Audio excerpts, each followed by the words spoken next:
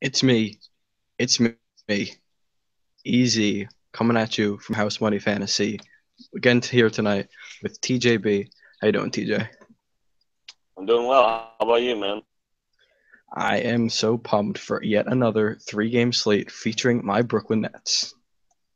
Oh yeah, I know. I could use a. I'm not. I didn't start off too well tonight, but we still got. I got a bunch of people in that Dallas, Denver game, so if that works out, and hopefully make some money on this little 3 game slate tomorrow.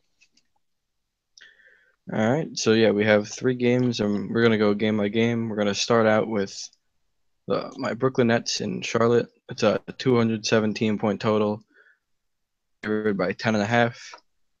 Some injuries to monitor. We have Quincy AC and Karis LeVert likely out, and Jeremy Lin going to be out for another week or so. And for Charlotte, Ramon Sessions is out, and Cody Zeller is a game time decision. So, TJ, who do you like from this one? All right, so starting on the Brooklyn side, I really don't like all that much. Brook Lopez is finally up to 7K. He's only been 7K like twice all year, but he did have decent games in his last two against Charlotte. He put up 40.8 last time and 40.3 the game before that. Brook Lopez actually been kind of cold recently. I don't know. For a guy that's so consistent, he has been letting me down a little bit, but he did bounce back yesterday, Sunday against Toronto. He put up 37.8 DraftKings points. This is an okay matchup for him. I don't think Charlotte really has the bigs to stop him. They're playing a lot of Kaminsky and Marvin Williams down low. They are getting who is it? Miles Plumlee back. Well, he's getting more into the rotation after getting traded there. So that worries me a little bit because I think he is a better defender than Kaminsky and Marvin Williams, but I'm still fine with Brook Lopez at 7K. Moving down from there, there's not really that much on the Nets as usual outside of Brook Lopez. I guess if you want to take a GPP shot on Bojan Bogdanovic, Go. he did have two great games against the Hornets last two times they played. He put up 25.3 DraftKings points. And the game before that, he put up 36. And then also the first game of the season, he put up 20.5, which isn't a great game, but it won't kill you at just 4-2. And the matchup is just about average for him. He might draw some Michael Kidd-Gilchrist, which worries me a little bit, but I don't hate Bojan here. Other than that, let's see. Anyone else on the Nets? I don't even think No, there's anyone else I really want to touch on no. there. All right, moving on to the Charlotte I'm side. answering for you. No, I don't mind Brook Lopez, though. I'll give you that. All right, on the Charlotte side of the ball, I don't. This is tough. I think I'd rather play Batum than Kemba, just because Kemba actually, despite how bad Brooklyn is, we should mention that every pod. It's just Brooklyn is the least efficient defense and plays with the fastest pace in the league. So it's like the Coors Field of basketball. So, but Kemba Walker has actually not done too well against them in his last. They met 3 times this year, and in his last two, he's got 29 DraftKings points and 30.8 DraftKings points. And the first meeting he had 38.5, which isn't too great at his 8.5 price tag. I don't really know if I'm going to touch him at that price, even against Brooklyn. I'd much rather play Batum, who's only 7.6 and has been done great against the Nets. Let's see here. 44.8 last game, 44.3 the game before that, and 31.8 the first game of the season, but that's before he started performing as well as he has. So obviously they're both in a great matchup here, but I think I'd rather, if you're going to play one or the other, I'd rather take the savings on Batum for 900 less. And he's got a slightly better DVP matchup than Kemba does. Moving down from there, let's see here. Marvin Williams put up 43 his last game against Utah, which is obviously a bit of an outlier. No one really scored that much against Utah. And he played 38 minutes. I think his minutes are going to come down. I think they're going to get Plumlee in the rotation a little bit more. Obviously, this is expected that Zeller is out, which if he's in, that just kills pretty much all value for Marvin Williams, I think. But I'm fine with taking a shot with him against Brooklyn. I mean, he's getting them. If he's going to get 30-plus minutes at 4,800 against Brooklyn, I think that's a fine play. Frank Kaminsky is 4,700, 100 less than Marvin Williams. He put up 24 in that game against Utah, and he did draw the start. I believe Marvin Williams. You have to both do the start. So they started Frank Kaminsky at center, which, again, bodes well for Brook Lopez. But in that game, he put up just 24. He did play 31 and a half minutes, which, like I said, I think for both him and Marvin Williams, it's going to decrease there with Miles Plumlee getting more into the rotation. So I'd rather play Marvin Williams for just $100 more. Michael Kidd-Gilchrist at 5,100, I think, is a fine play. He's absolutely shredded the Nets this season, 40.5 last game, 33 the game before that, and 27.5 the first game of the season. At 5,100, I'm fine with him. He's been actually pretty consistent for cash. He's been cold recently. Before that, he was very consistent for cash, and he's a guy that just stuffs the box score. You know, he doesn't rely on points. He gets his rebounds. He gets steals. He gets blocks, which is really good in the pace-up game. There's going to be a lot of opportunities for that. Let's see here. Anyone else I want to talk about here, Cheezi? I don't think so. Oh, I got to talk about my boy Brian Roberts here. So Ramon Sessions is out, who was the backup point guard for Charlotte, which means Brian Roberts is going to get all the backup point guard minutes. And in this game, what was the spread again? You said over 10. 10.5. 10.5. Like, there's a good chance this game turns into a blowout and he gets maybe mid-20s minutes. It's possible. I'm not saying it's going to happen, but worth a GPP shot at, what is it, min price? Yeah, that's worth a GPP shot to me. I wouldn't mind it on this 3-game slate. And that's about everyone from this game, I think. Yeah, I think you covered it all. So we'll move on to Houston, where the Rockets will be hosting the Orlando Magic. The total in this game is 223, which is the highest on this 3-game slate. And the Rockets are 11-point favorites. Some injuries to monitor. Nene is a game-time decision. And for the Magic, TJ Wilcox is a game-time decision, and Jody Meeks is out. So, TJ, who do you like from this one? You said Nene is a game-time decision? Okay, that's a little interesting. He does eat up some minutes, the bigs there. One other thing I just wanted to say, James Harden is 13-3. Yeah, it's ridiculous. Which is the highest price of anyone this season. It's ridiculous. That's absurd. I don't even know. I haven't started lineup construction yet. No. But I don't think there's enough value to play James Harden, even on a 3-game slate. Like 13-3, and it's not like the matchup against Orlando is that great. He only put up 38.3 when you played him earlier this year. Like, I'm probably not touching him. That price tag's just ridiculous. He should be like 1,000 less at least. So moving on from there, second most expensive guy in Houston is it's actually Eric Gordon. Eric Gordon, I'm probably not going to be playing him here. He did put up 30.3 last time he faced Orlando, but the matchup's not that great. It's actually a bit of a pace down game for the Rockets, so I'm probably avoiding Eric Gordon. I do want to play, though, is Clint Capella. He has been – I played him – I have a little bit of bias because I played him about the past week, and he's hit 5X. And let's see, or at least 5X, and 6 of his last 7, including going for 26.8 and 38.3 in his last 2. He's playing over 30 minutes in his last 2. Granted, one of those was an overtime game. But he's pretty much solidified his spot as the number 1 guy in the big man rotation. And let me just check here. I want to see if Nene missed. He missed last game, which did open up some minutes for Capella. But if he's out again, that's just going to open up even more minutes for Capella against Vucevic. I don't think Magic have had trouble stopping big men all year long. And when he's at home with James Harden and that pick and roll is just working, like, I think you got to take a shot in that. I love Clint Capella tomorrow. Moving down from there, Patrick Beverley and Trevor Ariza are both guys I pretty much avoided playing. They always tend to be – their price hasn't really come down, even though they've been performing pretty poorly. So I'm really not interested in either of them. Ryan Anderson is a guy who has clearly shown his ceiling for GPPs. He can go for 40-plus any night. The problem is, if you check his numbers, he's shooting a lot worse at home this year. And actually, in prior seasons, when he's played in Houston on other teams that he was on, he shot the ball poorly. So I'm not sure what it is about Houston. He just can't shoot the ball well there. So I'm probably not looking at him too much. Outside of that, there's really not much else I would look at here. I want to mention someone here. What do you want to mention here on Houston? With the spread that we have here, some blowout potential. Rockets, and I think Montrezl Harrell at 3,400. He could put in work. And I'm looking at 2 blowout, like a game against Brooklyn. He put up 33. in which they destroyed my Nets, and against the Bucks they won by 19. He had 37. Basically like the same minutes. He's hovering the 20 range. I think it's 3,400 and a 3-game slate. You need some value. It's not a bad GPP throw. Yeah, that's not bad.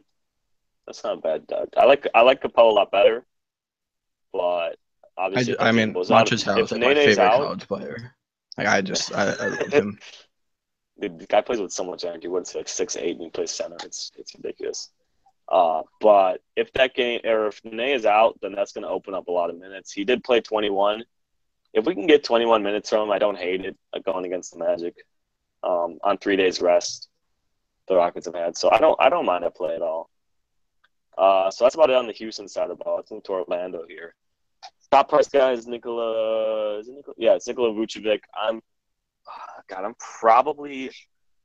I don't know yet. At 6,800, his price did drop, but he's been playing pretty poorly his last two. I don't think if you're playing cash games, again, I don't recommend playing cash games on a slate this small. So I wouldn't use him in cash games. So if you're playing tournaments, like Nikola Vucevic has that ceiling. He put up 57 just like a week ago against Toronto. He put up 55 earlier this year against Portland. He did struggle against Houston their last matchup, but Houston is one of my favorite teams, like outside the Nets, to attack just because they play so fast and they just generate so much offense for their team. Their defense really isn't that great. So I think it opens up a lot of stuff, especially down low for Vucevic. I don't mind him here. But I think I'd rather, for 600 less, I'd rather play Serge Ibaka. He plays a similar amount of minutes. He's always a volatile guy. You can't use him in cash games, really.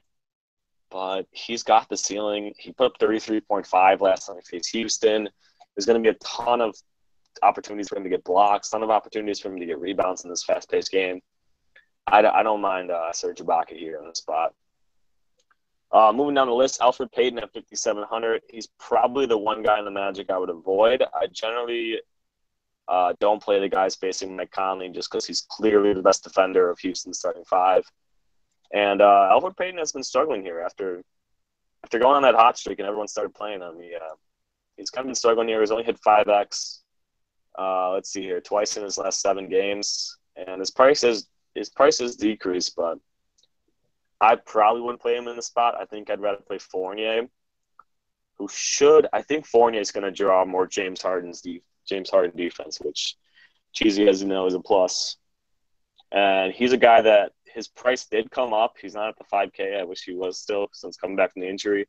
But his minutes are there now. He played 35 minutes 2 games ago, 32 last game. And 2 games ago was when he had that huge 40-point game. It was a little bit of variance because he grabbed 10 boards. But against Houston and James Harden defense, he's going to get his shot opportunities.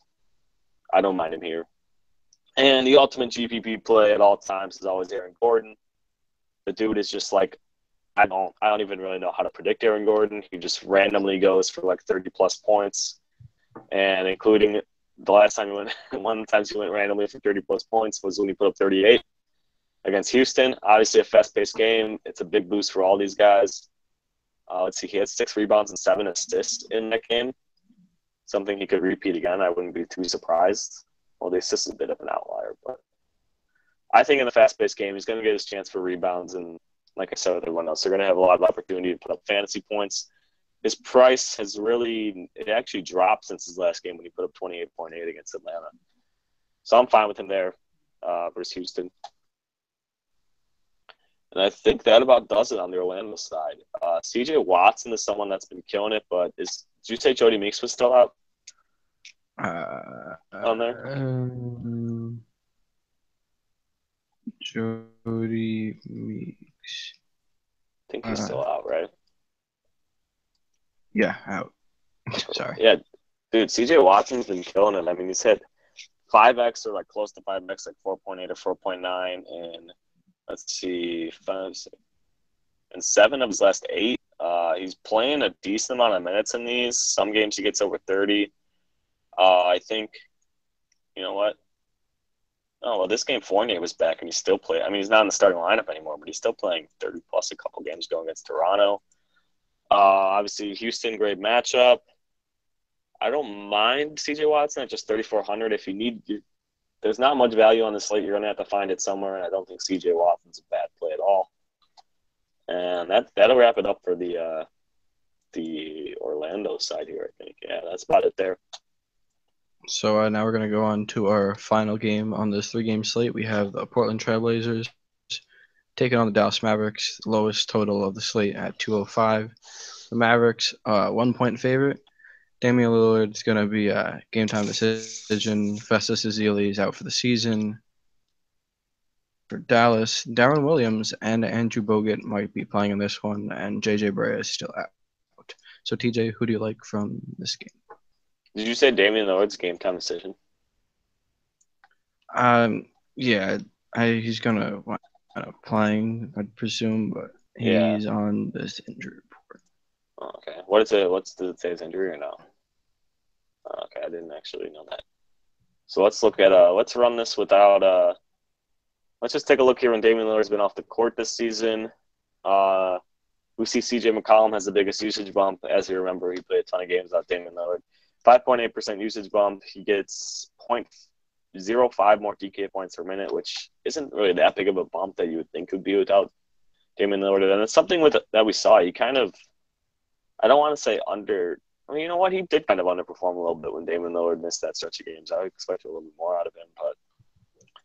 But regardless of that, let's take a look who else on here would benefit. Mason Plumlee gets plus 0.11 DK points when Damian Lillard's up the court. So those are two guys, even against Dallas in this base down matchup, if Damian Lillard's out, like especially Mason Plumlee, so Dallas has actually been pretty decent against centers this year, and the reason for that is they just play at such a slow pace that the centers don't normally get as many possessions as they normally do, but they're also last in rebounding differential and are one of the worst teams. They're actually the worst in the league at rim protection, defending near the rim. And now they have Dirk at center. So Mason Plumlee could just absolutely shred him. He did perform a little bit poorly against him last game, only 23.8 DraftKings points and 27.3 the game before that. But the first game of the season, he put up 39, and I think that's definitely within his range of outcomes there. If Damian Lillard's in, I probably would just avoid Portland. It's such a pace-down spot for them. I don't think any of the guys are priced at great value. Damian Lillard jumped up $1,100, so he's definitely an easy avoid there. I probably wouldn't play. I really don't think there's all that much I would play on Dallas. Alfred Camino has been playing really well. We should mention that. He's hit 5X in 5 straight here. And he played 37 minutes and put up 27.5 when they faced Dallas the other day. These teams just played like 3 days ago. He's the only one I'd really consider. Evan Turner is always okay for GPP if you want to take the shot at 5K. Put up 34.5 against Dallas last time they played. But, yeah, this is pretty much a game, not a game, just a team that I would avoid. Because I don't mind if Darren Williams is still out, there's some value on the Dallas side. So let's move over there here. Okay, so Harrison Barnes is top priced at $6,400. He's got a decent usage rate, and he's really safe. Like, I wouldn't use him in tournaments because I don't think he has that ceiling with Dirk in there. He's going to lose some usage to Dirk. But he's consistent. He gets his shots up. He gets his minutes every game. He's a fine cash game play against Portland. He put up 27.3 last time they faced. It's obviously a face-up spot. So I don't mind him there. Yogi Ferrell is up to 6K, Cheezi. This guy's got to be one of the best 10-day contract players ever. But, dude, he's been killing it. I mean, he's averaging, over 30 a game over since he's started. And he's playing like 37 minutes every night. And against Portland is when he just absolutely shredded. He went, what did he go, like 9 for – I think he hit 9 threes. I think he went 9 for 11 from 3 against Portland. Ridiculous. The guy's insane. Yeah, 9 threes. I can't remember how many attempted there. Yeah, so 32 points, 5 assists. That's the thing about Ferrell is it's a little concerning that his peripherals, like his assists, aren't really there, but he's scoring. He's got a high usage. He's taking 15, 13, and 17 shots in his last 3. We'll see how he does tonight. Let's see. I think that game started at 8, so that game's underway. I do have some exposure to him tonight, so let's hope he does all right. But I would take him against Portland. I don't mind him at 6K if Darren Williams is still out. Moving down, Dirk. Actually, you know what? Let's move to Seth Curry. Has been great for cash. He's been killing it with Darren Williams out. His usage, his minutes are there. He put up 26.3 last game against Portland. Again, most of those Dallas starters disappointed against Portland, but besides Yogi Ferrell. But that's a fine spot for him. I wouldn't mind him here. Wesley Matthews, dude. This is a guy I was all over him against Portland the other night. We put up 39.5 DraftKings points, and he's put 40 minutes. Like, he plays an insane amount of minutes. I think he plays the most on team. And he's killed Portland their last 2 games of the season, 31.5 and 39.5. Obviously, a revenge game for him. He didn't really like the way that things ended there in Portland. They didn't even offer him a contract. So he's definitely – I always love playing in the revenge games. But he got a price hike, $5,800. But on a 3-game slate, like tonight I ignored Wesley Matthews on an 11-game slate. But on a 3-game slate, even at $5,800, you have to consider him for DPPs. Or even cash especially game. With the narrative. Just revenge narrative. Just got to jump on that. I'm all over those narratives, man. But you know what killed me tonight?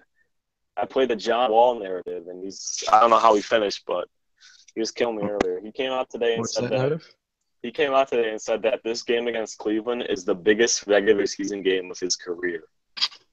And I was like, I saw that. I had Drew Holiday in, and I saw that. I was like, oh my God, I gotta get John Wall in there. I can't ignore that narrative. But I definitely would have been better served going with Drew Holiday, unless John Wall put up some epic fourth quarter that I'm missing over here. So anyways, moving on. Who's next on the list here? Dirk Nowitzki.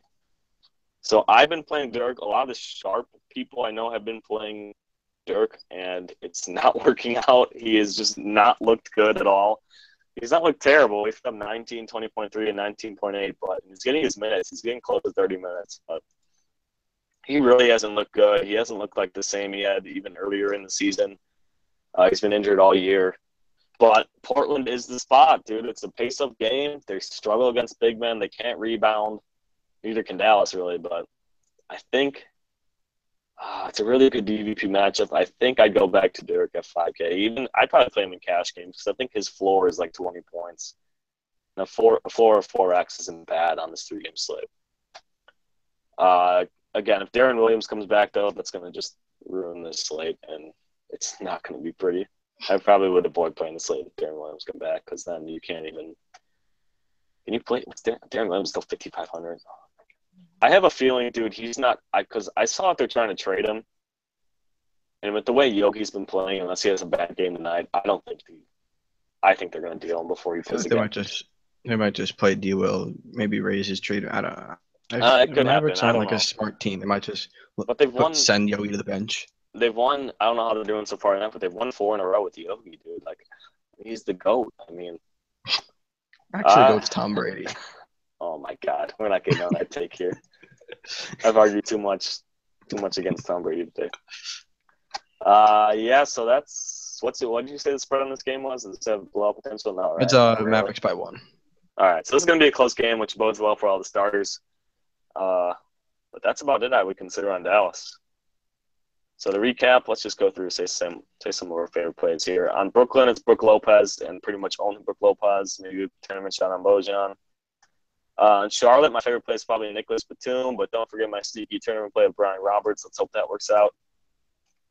Going to Dallas, which I just mentioned, it's probably going to be Yogi Ferrell again. I don't mind any of the guards, Wesley Matthews or Seth Curry. And even take a shot on Dirk if you want. They're all in play if Darren Williams misses. On Houston, Clint Capella is probably one of my favorite plays on the slate. I love him even at 5,300. Don't forget my Montrez call. Oh, and Montrez. If you can't forget about Montrez down there. If Nene's out, he's going to get mid-20s minutes. And then let's see here. Orlando, both the big men, Vucevic and Ibaka, are in play. I'd rather play Fournier over Alfred Payton. And Aaron Gordon's always the ultimate GPP play. And finally, Portland, pretty much just avoid unless Damian Lillard's out. Then I'd consider McCollum and Plumlee. Other than that, I'm pretty much avoiding that team in a pace-down spot. And that's all we got here, Cheezi. All right, I just want to finish off by saying you guys should come out and follow us on Twitter. I could be found at Cheezi_FL. DJ is TJ_Bashirs. It's BRA. SHEARS. And House Money DFS is our site's Twitter page. TJ, do you have anything else to say? Yeah, you guys can check out. I'll post this video on the site if you don't catch it on YouTube. Well, obviously, if you're watching this, you're probably catching it on YouTube. But it'll be on the site with some of our other content. We have articles every day, including we're gonna have one tomorrow. Rob's writing that for us, I think. So that's at housemoneyfantasy.com. And that's all for today. We're gonna try to get a daily pod going. We're gonna get on iTunes and stuff. But for right now, have fun with you guys on this Google Hangouts.